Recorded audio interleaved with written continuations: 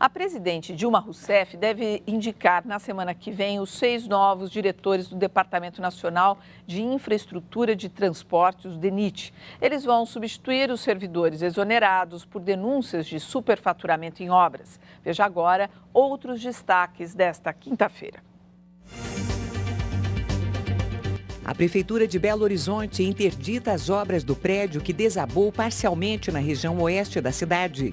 12 operários trabalhavam na construção e conseguiram escapar quando ouviram o barulho que antecedeu o desabamento.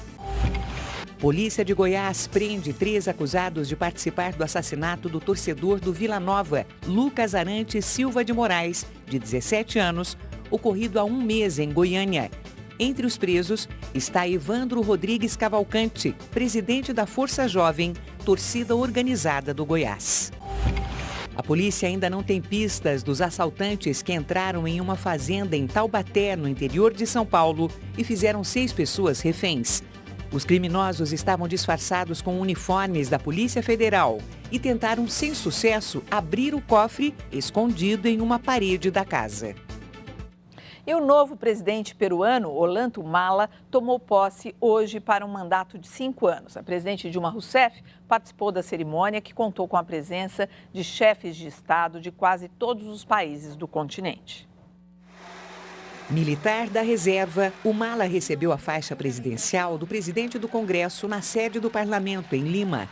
O esquerdista assume o governo do Peru com a promessa de manter a política econômica do governo anterior e reduzir as desigualdades sociais. Humala disse que fará um governo semelhante ao do ex-presidente brasileiro, Luiz Inácio Lula da Silva. O Peru registrou em 2010 a melhor taxa de crescimento econômico na América Latina, 7,5%. O que indica essa fala do novo presidente peruano, quando ele disse que quer fazer um governo semelhante ao do Lula e tudo mais? Eu acho isso uma coisa impressionante, porque é muito raro você ver um presidente, no momento de uma posse, se referir a um presidente de um outro país como modelo, né? Então, o mínimo que se pode dizer é que, com certeza, a experiência brasileira do governo Lula serve para largos setores da esquerda latino-americana como modelo a ser seguido.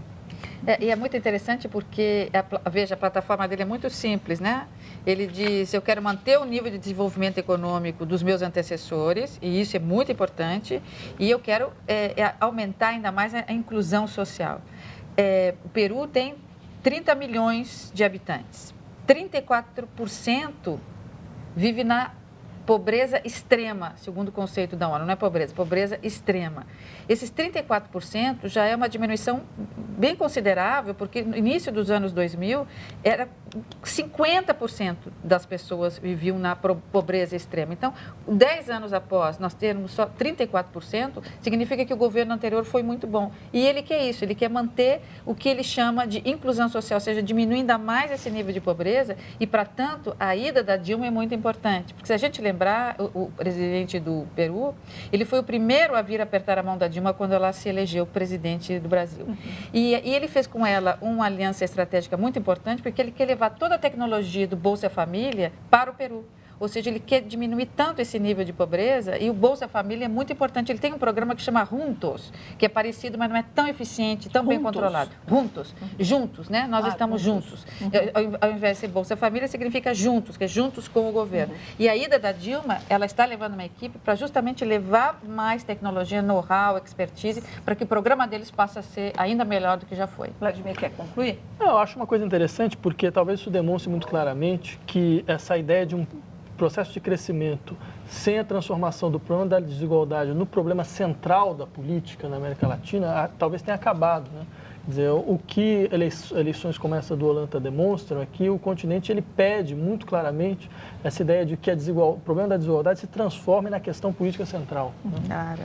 Olha, segundo uma pesquisa do Ministério do Turismo, mais da metade dos brasileiros que viajaram de avião nos últimos 12 meses pertencem à classe C, como eu disse anteriormente. Nos cruzeiros, essa faixa social equivale a 4 de cada 10 passageiros. A nova realidade resultou num grande crescimento do turismo no país. Mas será que o setor está realmente preparado para receber bem esses clientes? No começo do ano, Priscila e uma amiga passaram 4 dias em Porto Seguro. Entre as lembranças, fotos de passeios que não fizeram. Nesta, a programação prometida não foi cumprida, porque o ônibus e os guias não passaram pelo hotel onde elas estavam. Eles não tinham o menor conhecimento que nós estávamos lá, né?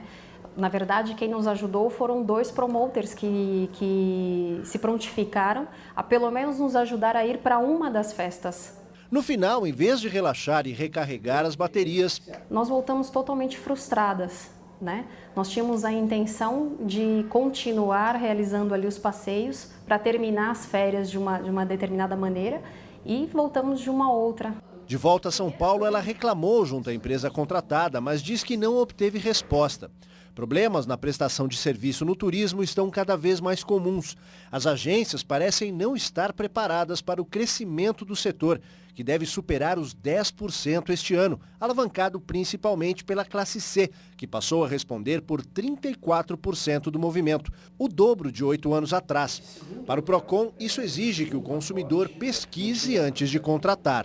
Ele tem que fazer uma comparação de preços, verificar o que cada agência de viagens oferece, quais as características da hospedagem, do transporte, a questão dos roteiros que serão feitos, a questão da alimentação. Ainda segundo o Procon de São Paulo, mesmo que não haja um prejuízo financeiro, o serviço mal prestado causa um transtorno ao turista e, por isso, ele também pode ser ressarcido. O consumidor pode juntar toda a documentação que foi feita das tratativas e procurar um dos canais de atendimento do consumidor, procurando um ressarcimento de eventual prejuízo que ele sofreu ou realmente uma má prestação de serviço que não atendeu ao que foi acordado com a agência de viagem. Olha, em nota, a CVC informou que prestou toda a assistência à Priscila, porém a cliente nega. E uma forma de você pesquisar sobre as agências ou operadoras de viagens é o site do Procon de São Paulo, que mantém ali um ranking de empresas citadas em reclamações. Anote aí, procon.sp.gov.br. E a gente volta então para falar com a representante do Instituto Brasileiro de Defesa do Consumidor, que está lá na nossa redação, no pronto atendimento, que é a Maria Elisa Novaes. Maria Elisa, o Safatli, que está aqui no nosso estúdio, tem uma pergunta para fazer para você. Não, é verdade. É sobre a questão de overbooking. Quer dizer, eu queria entender um pouco melhor essa situação, porque, a princípio, para alguém leigo como eu, parece a ação comercial mais mafiosa que você possa imaginar. Ou seja, você vende a mesma coisa 2 vezes. Então, a minha questão seria, o consumidor que é vítima de um overbooking, ele deve recorrer a quem?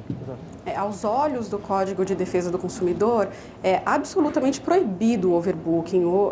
Isso é descumprimento de oferta pelo Código de Defesa do Consumidor. O que nós temos no Brasil é uma resolução da ANAC que até regula o overbooking, é chamado de preterição de passageiro. E tem algumas regras ali de se isso acontecer, como é que isso deve ser tratado. O consumidor tem direito a um endosso numa outra companhia, etc.